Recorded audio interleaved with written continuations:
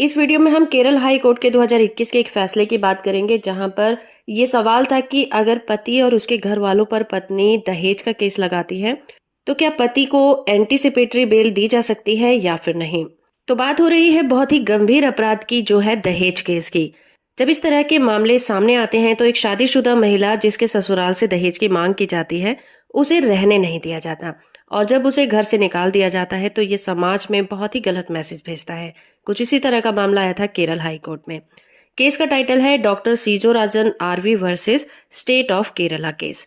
इस केस की सुनवाई जस्टिस वी सिरसे की सिंगल बेंच कर रही थी। मामला था दहेज का, जहां पर डॉक्टर और उसके घर वालों को एंटीसिपेटरी बेल देने से इनकार कर दिया गया था। आरोप ये लगाया गया था कि पत्नी और उसके पिता को दहेज के लिए उन्होंने बहुत तंग किया था। पत्नी ने अपने पति, सास ससुर और देवर पर पैसे की मांग करने और फिजिकली मेंटली टॉर्चर करने का आरोप लगाया था। जबकि पति को शादी के टाइम सोने के गहने, कार, पैसा, प्रॉपर्टी गिफ्ट में दी गई थी। जब पत्नी के भाई और पिता ने मामला सुलझाने की कोशिश की, तब उनके साथ गंभीर रूप से पति और उसके घर वालों ने मार पिटाई की और उन्हें चोटों के निशान आए और एक को तो फ्रैक्चर भी हो गया। लेकिन जैसा कि होता ही है, पति ने कोर्ट में सभी आरोपों को झूठा बताया और कहा कि उसे फंसाया जा रहा है।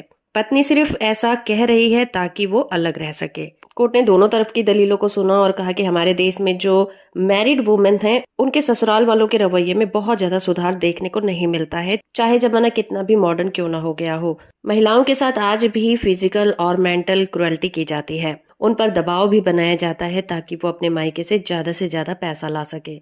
रोज इस तरह के मामले सामने आते रहते हैं, पर फिर भी समाज में किसी तरह का कोई सुधार देखने को नहीं मिलता। इसलिए कोर्ट ने कहा कि गिरफ्तारी से पहले जमानत देने का कोई भी आधार नहीं है, क्योंकि यहाँ पर पत्नी ने मेडिकल रिपोर्ट पेश की है जो कि बताते हैं उसके साथ उत्पीड़न हुआ है।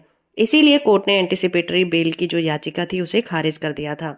और यहाँ पर यह सवाल भी उठता है कि क्या कोर्ट दहेज केस में एंटीसिपेटरी बेल देती है या फिर नहीं देती है।